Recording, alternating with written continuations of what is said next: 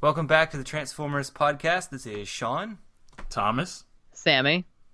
And together we are Sparkcast. Sparkcast.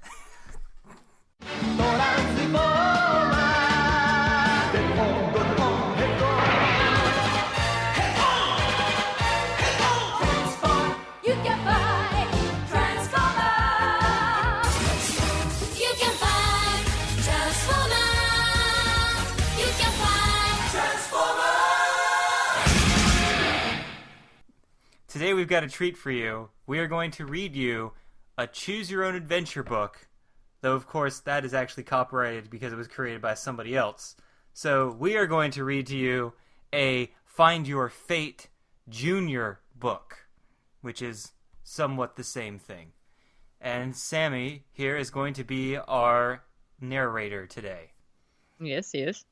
So, Thomas, you've always had a question about this. This is the back of the book. The Decepticons have discovered the Autobot's secret power source deep underground. Megatron wants to destroy it. The Autobot's power supply is dangerously low. Can Optimus Prime risk a battle with the Decepticons? But if the Autobots retreat further into the underground caves, they'll run right into the Insecticons' nest. What should Optimus Prime do? Only you can decide. You've asked multiple times before, where do the Autobots get energy, since every episode is the Decepticons getting energy? And this book tries to fill in that gap. Just a mysterious power source deep underground. You think it's going to solve all your continuity problems? I don't know who Lynn Beach is. Is she affiliated with the Transformers people?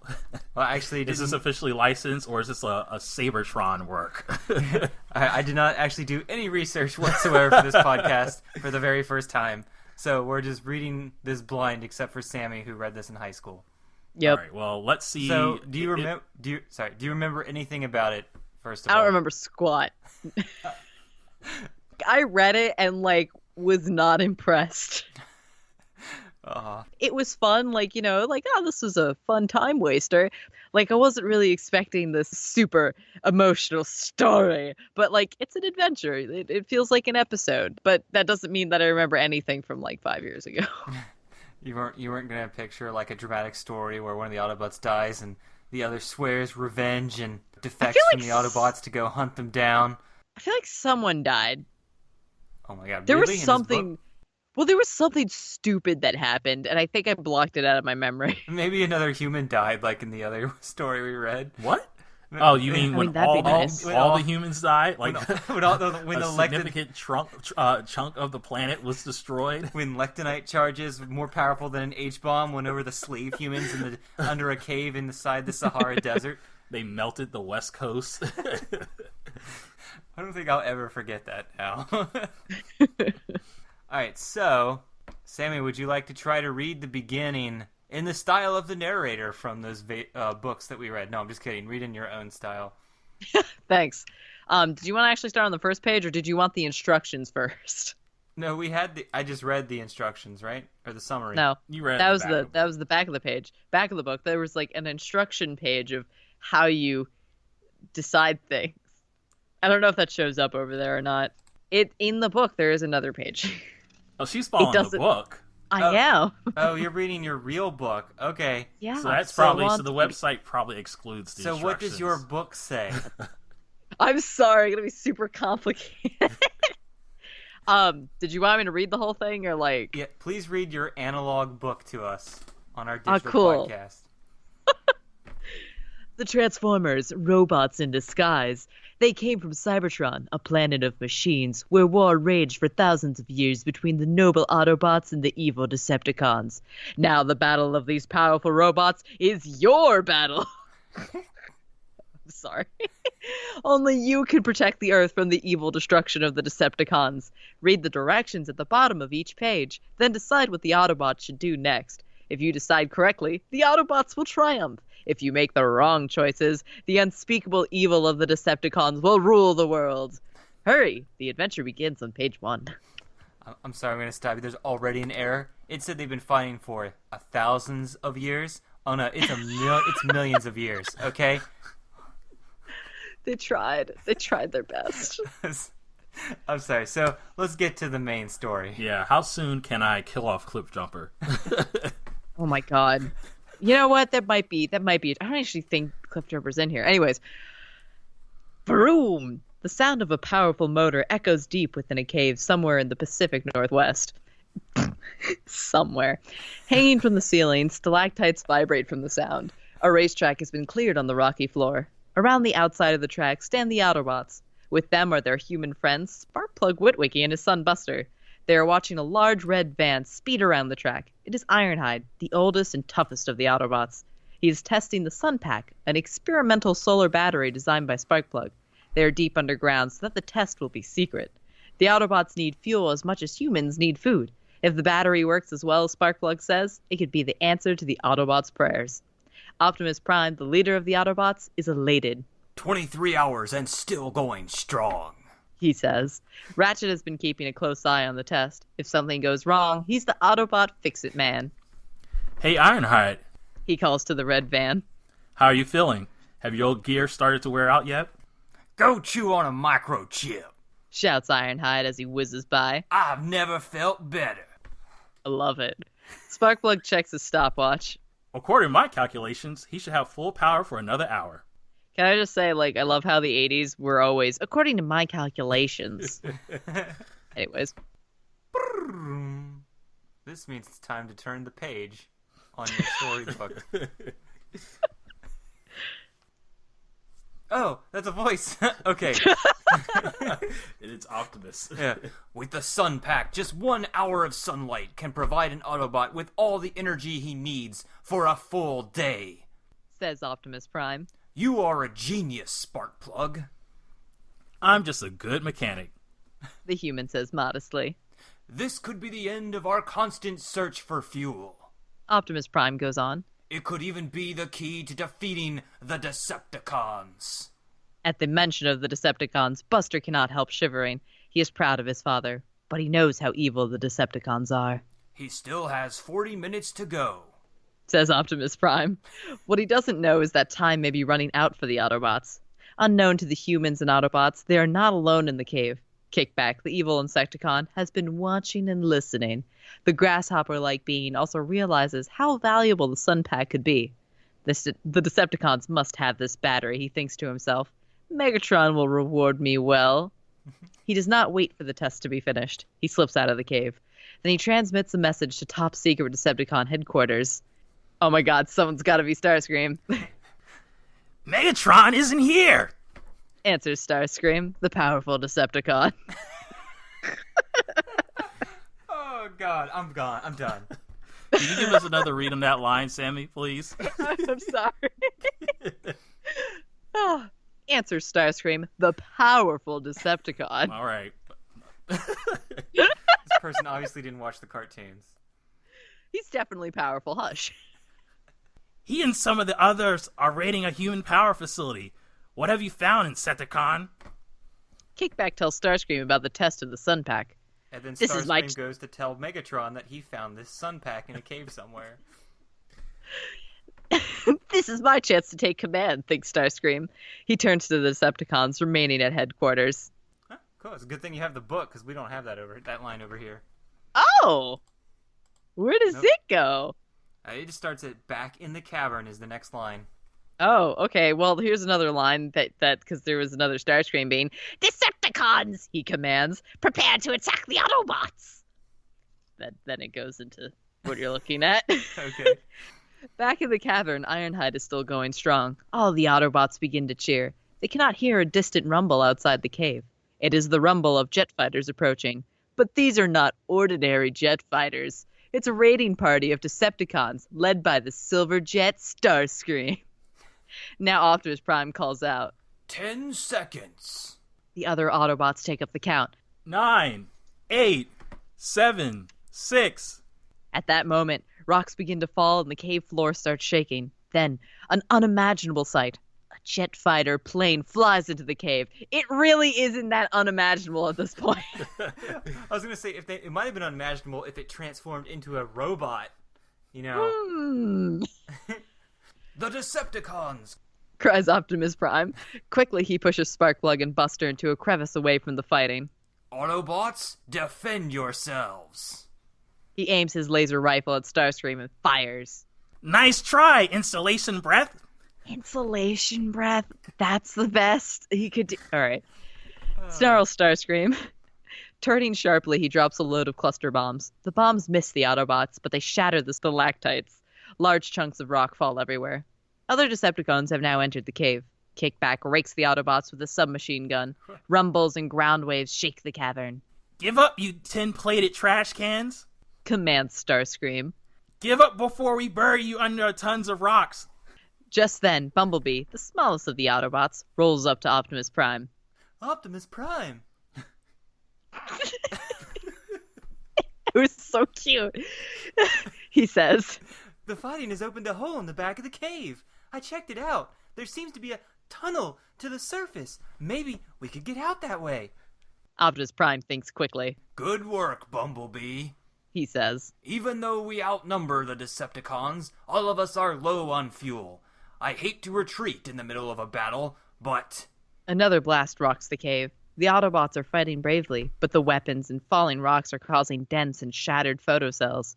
Optimus Prime knows it is only a matter of time before someone is seriously hurt. What should Optimus Prime do now?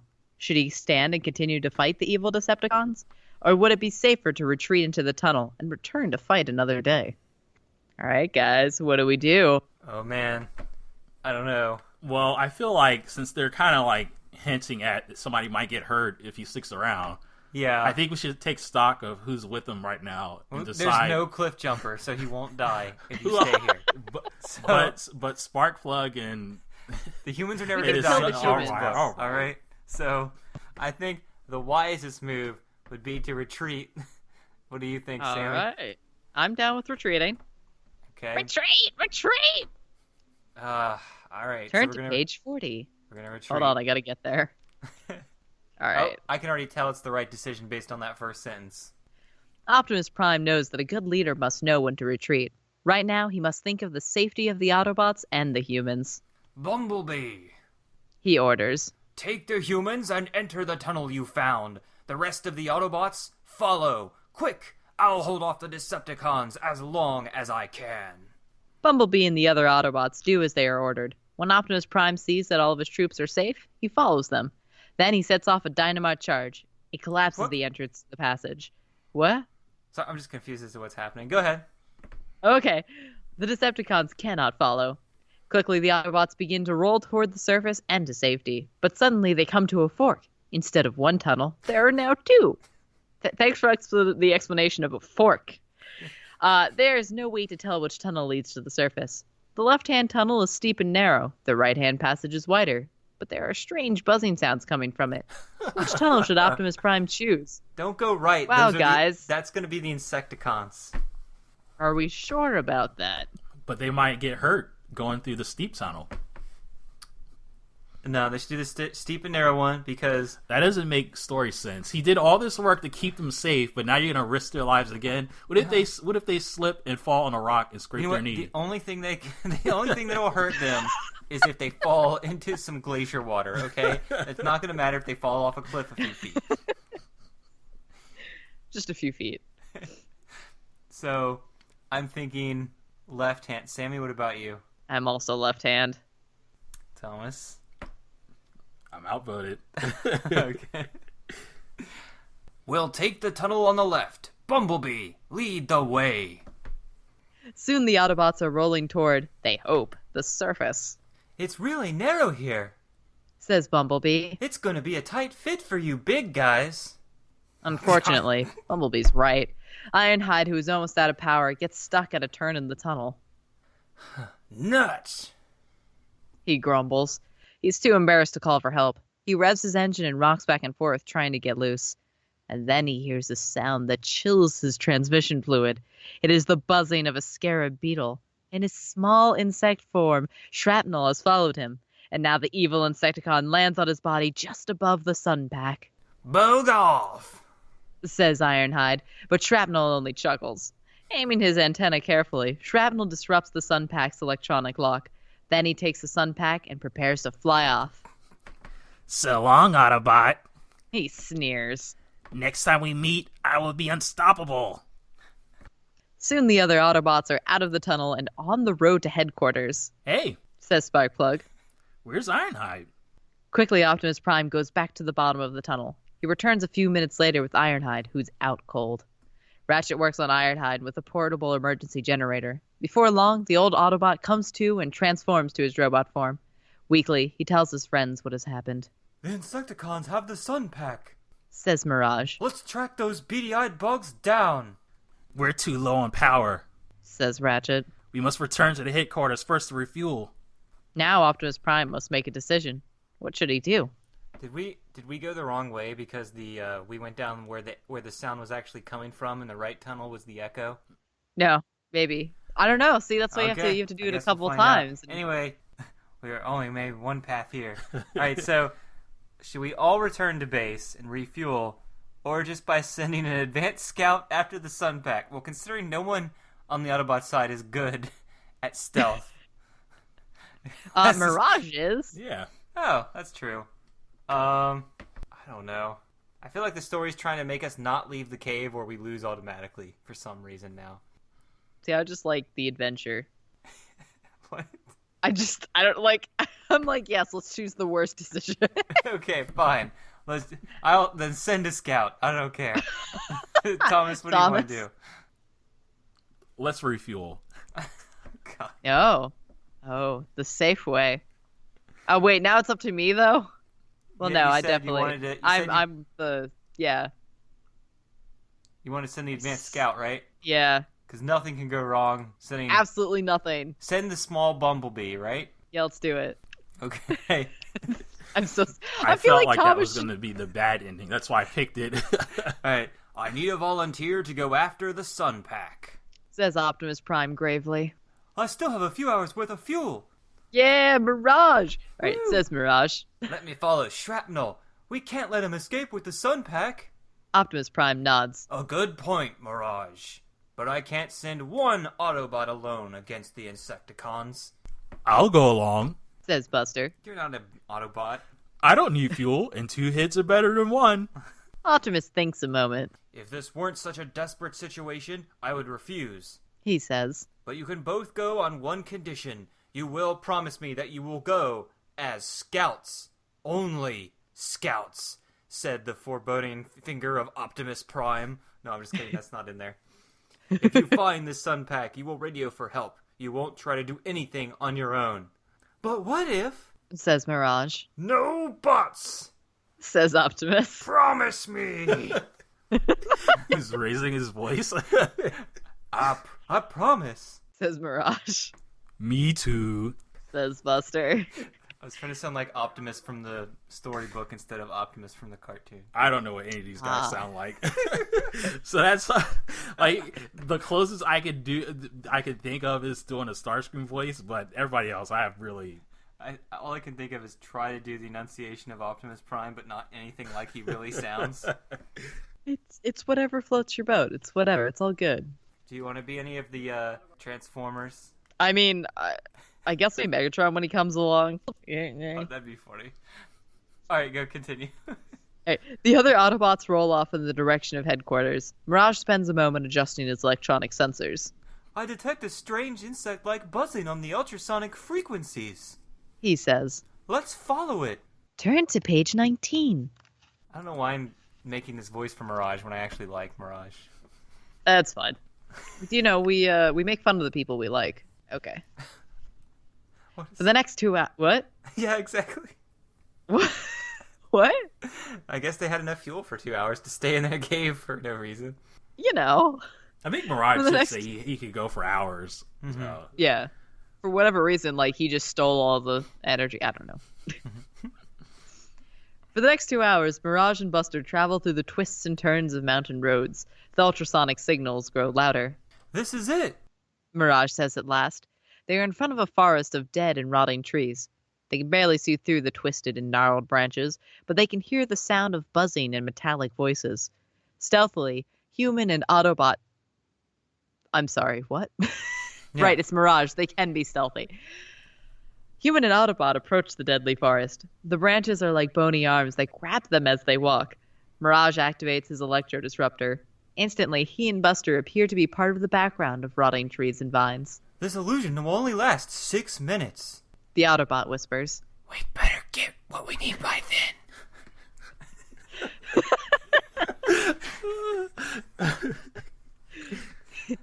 He and Buster reach a clearing where the Insecticons are standing in a circle, talking. Buster cannot help it. He shudders at their evil appearance. Luckily, the Insecticons don't see him. Look at this, my brother Insecticons. Shrapnel is saying. He's holding the sun pack. With this device, we will no longer need fuel. We will be the most powerful beings on this planet. I don't know, Says Kickback. what if Megatron finds out that we have it? Turn to page 9. I'm not afraid of Megatron. Says Shrapnel. With the Sun Pack, I will be more powerful than he is. At that, yeah, this is gonna Don't go they great. realize it only lets you run on more fuel? It's not like a god weapon. Maybe he's gonna do like a rope-a-dope on him and just outlast him. At that moment, a dark shadow slips out of the trees. The Insecticons do not see it, but Mirage and Buster instantly understand what has happened. That was Ravage. Whispers. He's Megatron's top spy. He heard about the Sun Pack, and now he must be taking the news to Megatron. Mirage whispers really loud. Then Megatron Decepticons will be here any minute. Says Buster. What can we do? Nobody's whispering. We'll have to move fast. Says Mirage. And slow, because we're stealthy, remember. We can try to get the Sun Pack before the Decepticons arrive, even though they're already there, because the Insecticons are Decepticons. I'm sorry, continue without my facetious interrupting. But there are only 2 of us against the Insecticons. Says Buster. Besides, we promised Optimus we wouldn't do anything on our own. Promises sometimes have to be broken. Says Mirage. We'd better make a decision. Time is running out. What should Mirage and Buster do? You always listen to Optimus Prime. There's no question about this. I just like how the text is like, if you think they should forget their promise to Optimus Prime, I'm like, oh. And if you think they should call Optimus Prime and hope he gets here in time. So I feel like the wording here is leading you to pick one of the options. I'm in favor of Buster becoming more powerful than Optimus Prime with the Sun Pack. Oh my god. Because that's how it works. I think we should listen to Optimus, because Optimus told us, and you should never defy Optimus Prime. There. Yeah, I'm going with Thomas on this. Ah. Mirage, he could take Leading a us couple down Insecticons. Maybe if he had, Hound with him, but... Nah, man, it's fine. We got this. All We right, got I'm this. going to trust you guys. Oh, they're still not at the end, so we're still good. I have a plan. Says Mirage. How fast can you run? I'm on the varsity track team. Says Buster. What do you want me to do? I'm going to use my electro disruptor to confuse the Insecticons. While they are busy with me, I want you to run and grab the Sun Pack, then run out just as fast. No problem. Says Buster. Just be careful. If we fail, nothing will save us. Oh my god. Oh! Mirage activates his electro disruptor. Instantly, an image that looks just like him appears on the far side of the clearing. Hey, Insectabrains! He calls out. The Insecticons stop their discussion and turn to look. It's an Autobot! Cries Shrapnel. Not for long. Cries Bombshell. Everyone's crying. It's about to become scrap metal, scrap metal. He aims and fires. Oh, go ahead. Sup? He aims and fires. The shell explodes harmlessly against a tree trunk. I said over here. Says Mirage. He now seems to be on the other side. Again, Bombshell fires. And again misses. Behind you, Bug Brain. Says Mirage. Turn to page 67. Hold on. I'm getting there. We're still alive. Yep. By now, Bombshell is so confused and angry he can scarcely aim. The other Insecticons join the fight. Shrapnel, watch your back. Laughs Mirage. When Shrapnel turns around, Mirage has vanished again. Angrily, Shrapnel aims his grenade launcher. He has forgotten all about the sun pack. This is Buster's chance. While Mirage continues to throw images of himself all over the forest, he starts to run. The Insecticons do not even notice him. He grabs the sun pack and runs out of the forest. Back in the clearing, Mirage creates one more illusion. He projects his appearance in 6 directions at once. Here I am, here I am, here I am, here I am, here I am. He shouts. His voice seems to come from everywhere. Catch me if you can. The frenzied Insecticons all begin firing at once. Arr! Cries Bombshell. You hit me, Shrapnel. Be careful! Calls Kickback. You almost got me with your ow! Soon all the Insecticons are lying on the ground, wounded by their own weapons. Jeez. Mirage is just a one-man tank. Hell yeah. Oh man. Mirage cannot help laughing. So long, sharpshooters. He says. Hope you enjoyed the target practice as much as we did. Still laughing, he joins Buster outside the forest. Boy, I'd love to see Megatron's face when he gets here and there's no sun pack. Mirage says. Buster holds the sun pack in his hand, and that's no illusion. Off they speed to a real victory. The end. Oh, wow. And that's no illusion.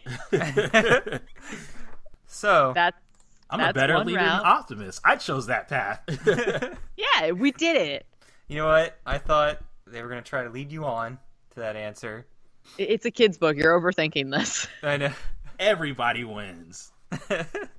And there are some endings. I remember I had a Batman Choose Your Own Adventure book, and it actually had some bad endings. Like, the ending started the same, but depending on what villain you fought, depending on what choices, end up being one of 3 villains based on what you chose to do for some reason.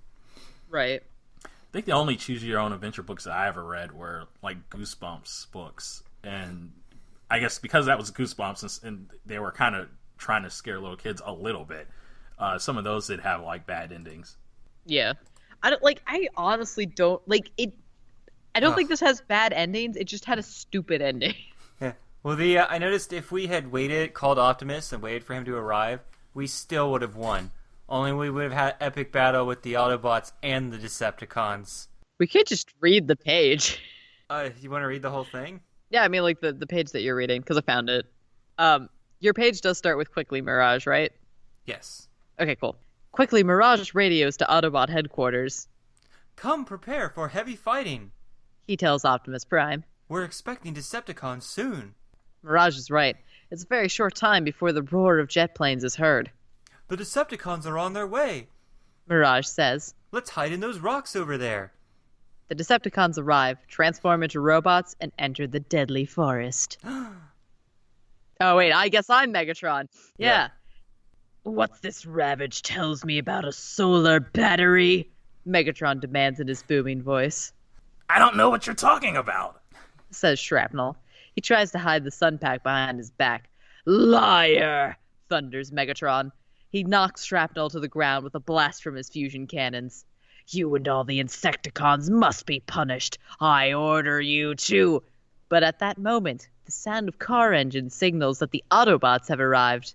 The Autobots, cries Megatron. They must have tracked Shrapnel. He thinks for a moment. This may prove to be the luckiest day of our lives, he says. Jesus Christ. Yeah. They don't know we are here. They're rolling into a trap. Decepticons, prepare your weapons. Fire on my command. Turn to He page thinks 33. he's laying a trap. Yeah. Wow. Optimus Prime and the others pull up at the entrance to the deadly forest. At that moment, Mirage and Buster come out of hiding. The Decepticons are in there, in a clearing. Mirage whispers to Optimus Prime, for once he actually whispered. They are preparing to ambush. Is that right? God damn it.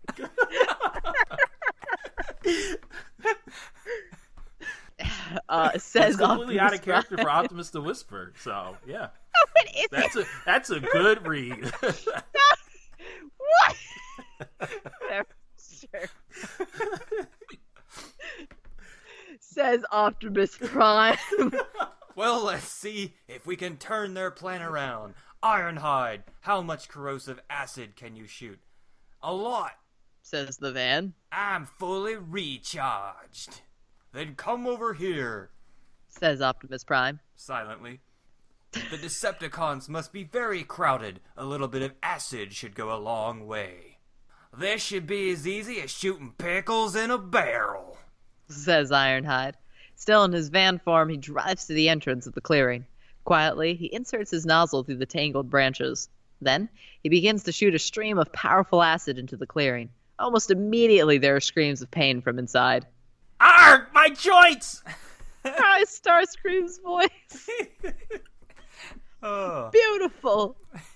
Help! My manifold is disintegrating! Cries Thundercracker. What's happening? Shrieks Kickback. I can't see. Okay. Decepticons, transform! Cries Megatron.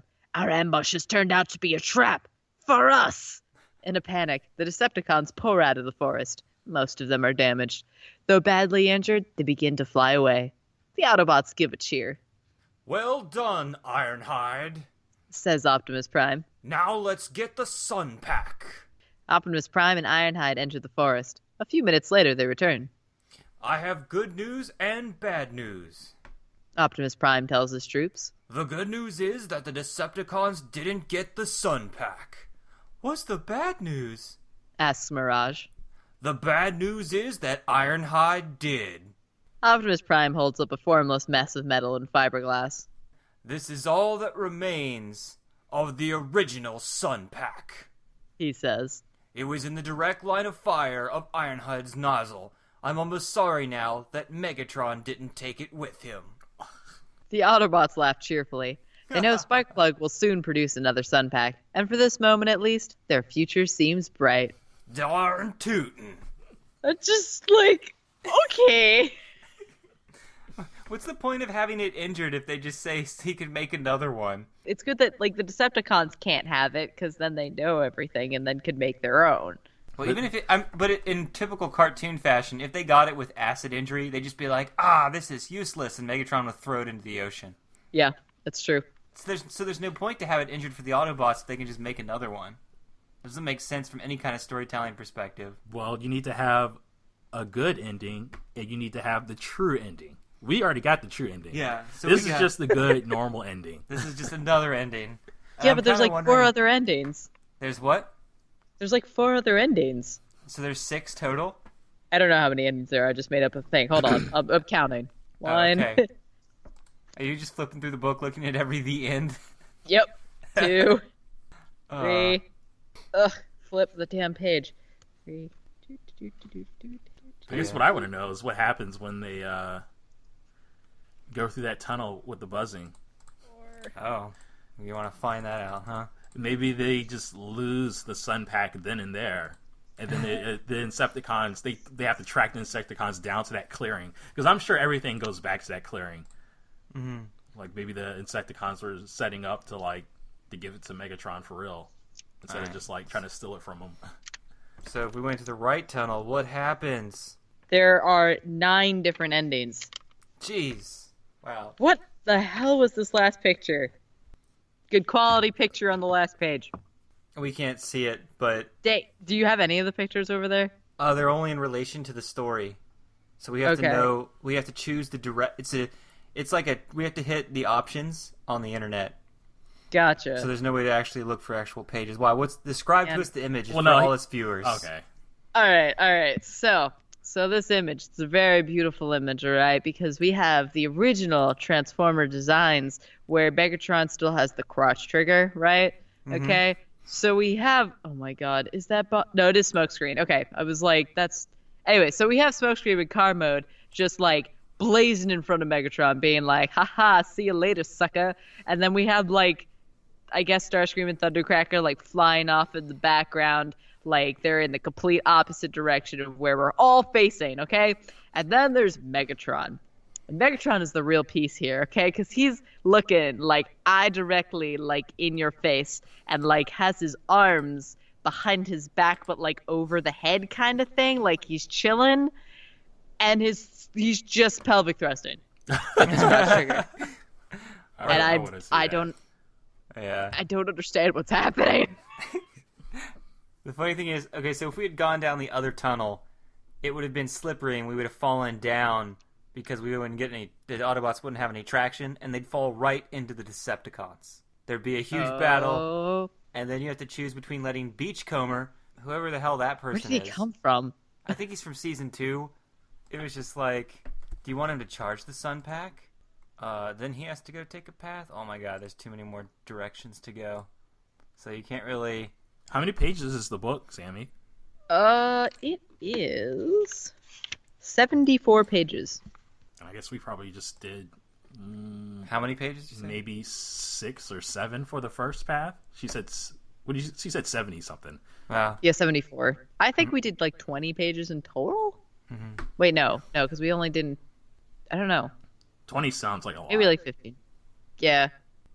Yeah. I'm looking at this, and if you decide to like not hand the Sun Pack over to Megatron or try to fight, then you guys just win somehow, I guess. Oh no, against the Insecticons, not the rest of them. So yeah, there was just a fight with the Insecticons in a cave, and then you win. And then there was a few Beachcomber others. is actually seen in the Insecticon Syndrome episode. Wow. So his first appearance is with the Insecticons. We'll skip the horrible details of the Autobots' defeat. You can picture it. The blasts, the cries, the fierce Insecticon sting. Had enough? Let's just say this is the end. Wow. See, they do die in one of these. That's if you happen to send Beachcomber off on a path by himself. Yeah, I mean, that's kind of a dumb move. With the Sun Pack. He spent too much time in the past. Everyone dies. The end. Blah, blah. He runs into Megatron, and Megatron, I assume, kills him. Because he gets the Sun Pack. Oh, Beachcomber is blasted out of Megatron's way, out of the cavern, and out of the story. That's what it says. I feel like I just got to that page. I feel like that's at least maybe half the paths or something by that point, but because I'm sure the beginning option where you stay and fight the Decepticons led to so many other pathways. Apparently, probably because I remember. Yeah, but if we go down one of these paths, we get a line of Starscream insists that he works for the Autobots. What? What? It's because as long as oh my god, wait, I'm sorry, can I just read this one-off page? Yeah, okay, please. go ahead. Starscream ignores Bombshell. Is this insect annoying you, Masters? He asks. If so, I could swat it for you. That won't be necessary, says Blaster. Just let us have the human. With pleasure, says Starscream. Gently, he brushes dust off Sparkplug's jacket. Go with your friends now, he says. I'm terribly sorry if I caused you any inconvenience. Buster, Sparkplug, Blaster, and Bumblebee roar off toward Autobot headquarters. They're safe, and so is the plan for the Sun Pack. As they speed away, they hear angry screams coming from the museum. No matter what Bombshell tries to tell him, Starscream insists that he works for the Autobots. Bombshell's furious screams can be heard for miles, filling the air with deafening anger. But for the four friends, it's music to their ears. What just Is happened? that it? Is that supposed to be an ending? Yes, Starscream just becomes a good guy? I guess. What? What happened? Like, what was the page before that? Did he, like, I don't know. get shot in the head? Oh, wait, hold on. It's right next. It's, I don't know, because I don't even know how Blaster got here. I know. It just, it randomly said Mirage and Beachcomber, and, like, as you went down the path. Okay, so Bombshell fired his scrambler at Starscream, so he gets confused and doesn't know who these people are or where he is. Oh, okay. And so, That's like, not how his powers work. Blaster's there. Blaster's just like, where are your masters, Starscream? He says quickly. Don't you remember? You made a mistake. You brought Sparkplug here without our permission. Now it's time that you returned him to us. Oh no, says Starscream. I'm terribly sorry. How could I have done such a thing? I'm dying. That's hilarious. Because I'm pretty sure Bombshell's, his power is to control people's minds. So, in this story, that made it scramble his circuit, I guess, because, Starscream's mind just can't be controlled, if that's what they're trying to say. I Or think they just let's didn't go know with what his that. power was. No. Starscream's mind can't be controlled. Instead, it just gets confused. It's like an RPG battle where you accidentally hurt your own party. Perfect. I can see him getting really punched out by Megatron after that. Even though it technically wasn't his fault, Megatron will not care. All right, I'm also pretty sure that one with like Megatron finding Beachcomber is the only bad end. Oh, wow. Oh. He's expendable. We need to have a bad ending, but we can't have it happen to the relevant Is guy. Beachcomber the guy that turns into like an inflatable yellow raft boat thing? I do not remember. But yeah, so what'd you guys think of this story and the paths we chose? Well, the two that we saw anyway. Well, it didn't actually answer the questions I've always had about where they get the energy. Well, the new Sun Pack. Well, that will help. But they've been fighting Megatron and the Decepticons for a while now. Where did they get their power from before? Who knows? I need you to answer the question. Give me a straight answer. Why don't you ask Jeeves if that website still exists? All right. Or there was a thing called Ask Vector Sigma, I guess, for many years on Hasbro.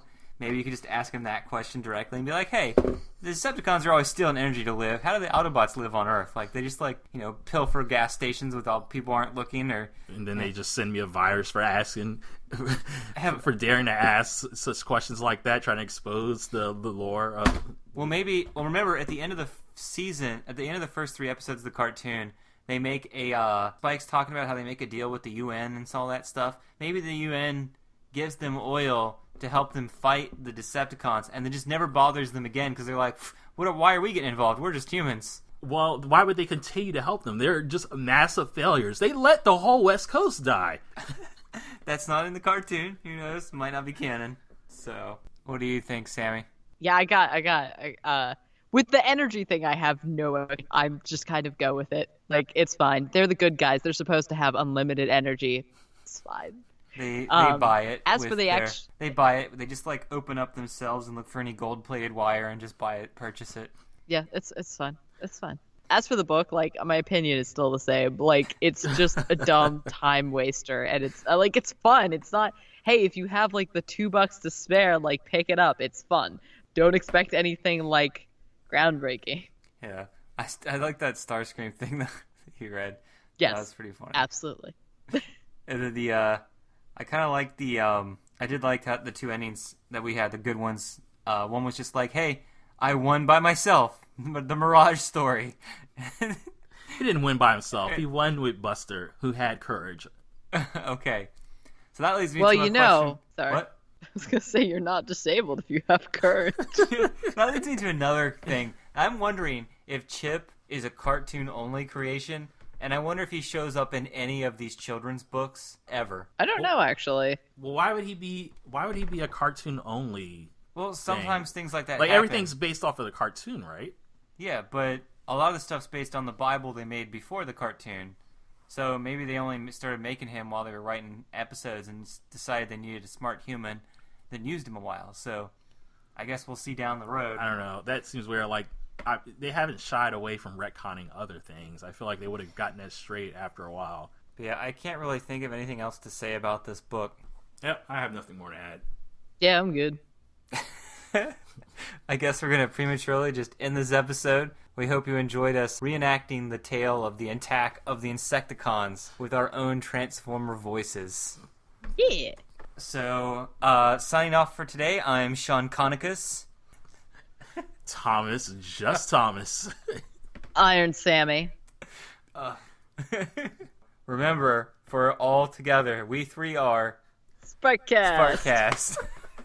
Wow, that was sad. Oh, God. Welcome to a brief supplement to go over the artist and the writer that we did no research of whatsoever for this podcast episode. Sammy, take it away. Cool. So the writer is Lynn Beach. This was her only Transformers project, but she also wrote Choose Your Own adventure books for G.I. Joe, Few for Wizards, Warriors, and You, which was a different type of book. You choose whether you were a wizard or warrior, warrior, then chose 3 spells or weapons, and those were your choices when you reached the point to choose. She also created the popular Phantom Valley series from the early 90s. A lot of my friends read that in middle school, elementary school? Yeah, elementary school or middle school, somewhere around there. I remember seeing all those images when I looked at the images of those books that people would carry. I have no idea what that is. Yeah, I've never heard of them. Oh, man, I'm just too old. All right. The artist was Bill William Smith. He drew the illustrations of the book and the cover, and for every single Choose Your Fate book. He lives in Rockville, Maryland, about 20 minutes from us. Or he's a writer or he's an artist that lives in Trenton, New Jersey. So I found 2 with that same name, but it doesn't look like either of them were this artist. Because Bill and Schmidt are really common names. It's possible that it's another artist entirely that we just can't find anything about. Unless I just, email these people randomly and be like, hey, you ever work on any Transformers stuff back in the 80s? I mean, you could always email them. Like, that is a thing. But I want to talk like this. You could leave a voicemail.